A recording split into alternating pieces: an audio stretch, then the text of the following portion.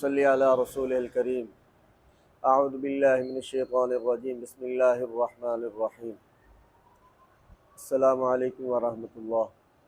امید کرتا ہوں آپ سب خیریت سے ہوں گے۔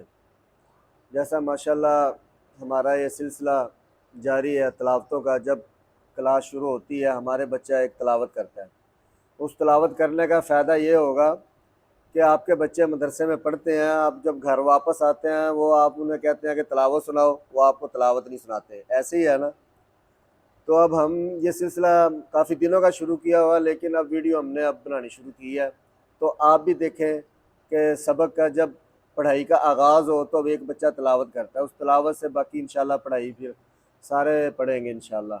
آئیے اب ہم بچے کی تلاوت سنتے ہیں۔ أعوذ بالله من الشيطان الرجيم بسم الله الرحمن الرحيم أفحسبتم أنما خلقناكم عبثا وأنكم إلينا لا ترجعون فتعالى الله الملك الحق لا إله إلا هو رب العرش الكريم ومن يدع مع الله إلها آخر لا برهان له به فإنما حسابه عند ربه إنه لا يفلح الكافرون وقل رب اغفر وارحم وأنت خير الراحمين